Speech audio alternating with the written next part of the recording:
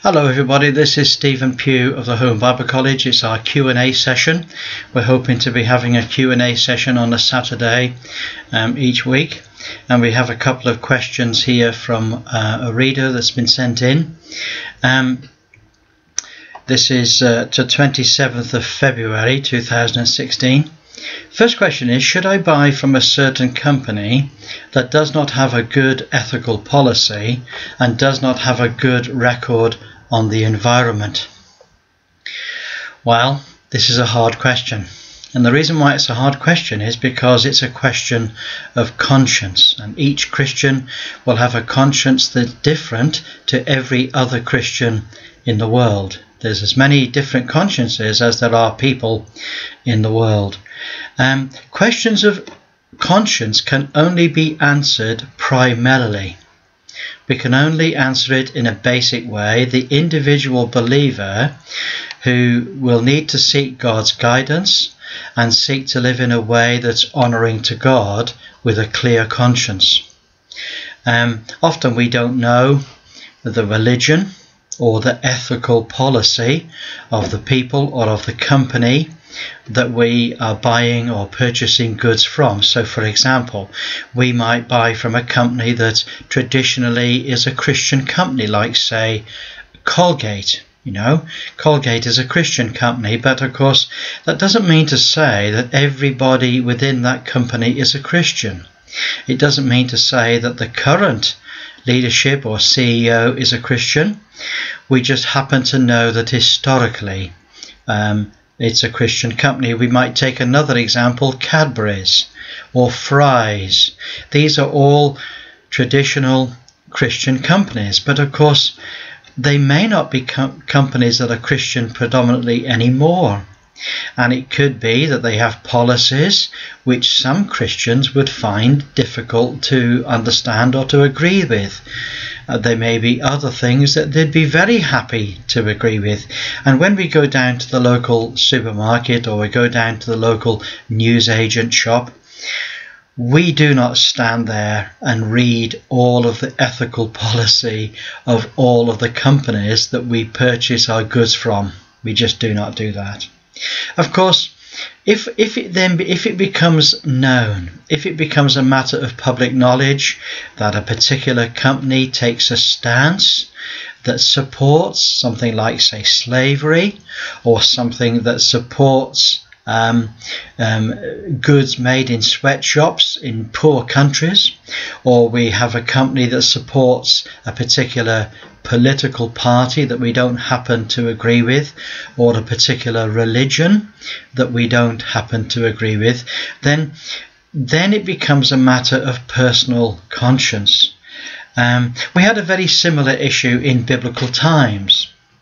If you went to certain cities in biblical times, you'd find that all of the meat in a particular city would be taken to the local idol temple, and it would all be prayed over and dedicated to the Lord.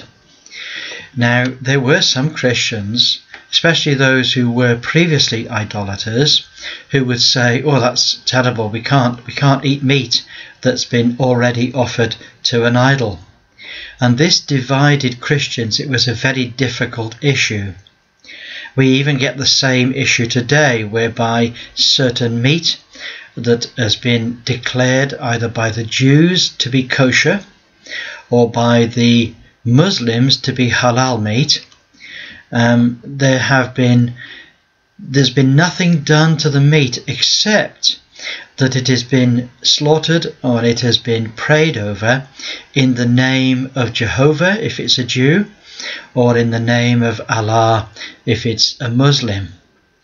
So Paul talks about this quite extensively in his letter to the Corinthians, and he says, first of all, we need to remember that the meat is absolutely and completely unchanged. It is just meat.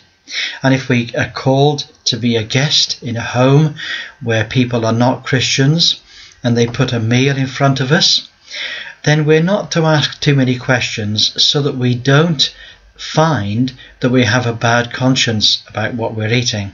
We just eat our food, asking no questions for conscience sake. However, if the person that's serving us says, oh, by the way, this has been offered to a particular god, then we need to then refrain from it. Not because we don't personally have a problem, but because the person that's telling you obviously does. And if you eat meat offered to idols in that circumstance, then what's going to happen is that though your conscience may be completely clear on the matter, the person that told you will think that you've sinned against the Lord. They may even copy your example, and if they copy your example and think that they have sinned against the Lord, then they will lose their clear conscience. So it's a difficult issue, isn't it? And sometimes when we go into a shop, it's virtually impossible to know what is the ethics or the religious or political stand of any of the companies that we purchase food from. And of course, you might be the person that's the shopkeeper. Should you serve food to somebody that is of a different ethnic group or of a different religious group? Well, it's not your job, if I might say so, to make any judgments whatsoever about the people that come to buy food. If a person comes in to buy some chocolate and they are overweight, it's not for you to make any comment whatsoever. It is entirely their own affair as to whether they purchase it or not. So these are difficult issues. Every man must be persuaded in his own mind, and every man must nevertheless, although he's persuaded in his own mind, he must be careful that he doesn't trample on the conscience of other people. So, for example, if I invited a Jew into my home, then I wouldn't offer him a bacon sandwich. You see, that would just be completely trampling on his conscience to do that. Now we have another question. I'll read it out for you and let me know and let you know what my thoughts are. It says, I would like to know the meaning of the verse in Everyday Speaking of Today in the book of Deuteronomy chapter 18 verse 9 to 14, and what is a false prophet? And what does it mean in verse 10 that the sons and daughters are to pass through the fire? And what are all these practices that is an abomination to the Lord? And how is one doing all these things? Please. Thank you very much. I look forward to your answer. Okay. Well, first of all, I'd like to recommend the Easy English Bible. The Easy English Bible is very, very good at explaining some of the really difficult, translating some of the really difficult passages. Let me read this particular passage in the Easy English Bible. It says, when you go into the country that the Lord your God is giving you, be careful. You must not do the very bad practices of the people who live there. You must not burn your child in a fire as a gift to a false god. You must not become a servant of Satan and obey him. His servants do very bad things. They are cruel and they often frighten people. They also try to speak to dead people. God hates anyone who does these things. It is because of these very bad practices that the Lord will kill the people in the other families. You must live in a right way and always obey the Lord your God. The people who live in your country listen to the servants of Satan, but the Lord your God has commanded you not to do this. He will send you a prophet from among your own people. Like me, you must listen to him. Do this because you spoke to the Lord your God. You spoke to him when you came together at Mount Horeb. You said, please do not let us hear your voice again. Do not let us see this great fire again. If we do, we will die. Then the Lord said to me, the people have said a good thing. I will give them a prophet who will be like unto you. This special man will be an Israelite. I will tell him what to say. Then he will tell the people everything that I command him. and I myself will judge anyone who does not listen to my words. For the prophet will speak for me. Perhaps the prophet may give you a false message. He may tell you that it comes from me, then you must kill him. Or if a prophet may say that he has a message from another God, then you must kill him. You may say to yourselves, how can we know that a message has not come from the Lord? If that message does not happen, that is, not a true message, the Lord has not spoken, and that prophet has given you a false message, you are not to be afraid of him.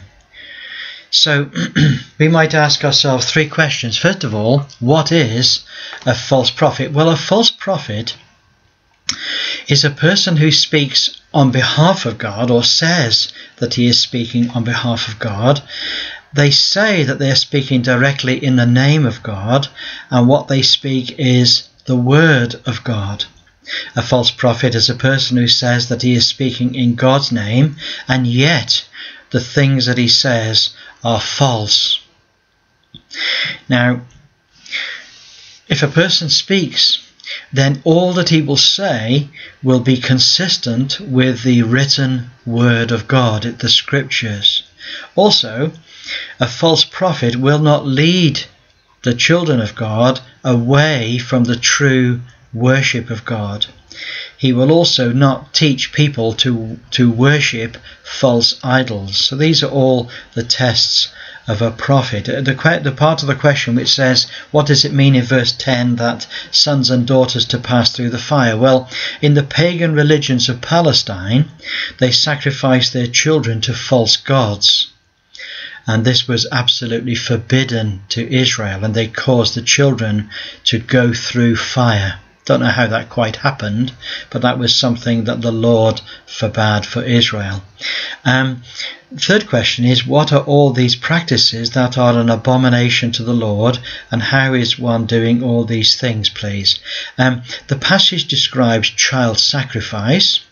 It also describes satanic worship, and it also describes mediums. All these things were an abomination to God. The word abomination means something that is detestable, horrific, evil. In fact, the word abomination, strangely, it means the foul stench of a dead body. And I think the reason why the word is used like that is because the judgment of God would fall upon those people that committed these sins, and they would lie unburied. And so that's how the word abomination came to mean that.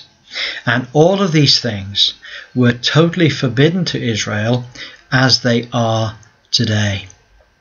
So this is the second session. I trust that that's of some help to you, those that have written in, and we'll be looking at more questions, God willing, next week. And please send your questions in. They're always very interesting. We'll select some pertinent questions to share with you on a Saturday morning. Well, God bless you, and look forward to speaking to you again next week. Bye for now.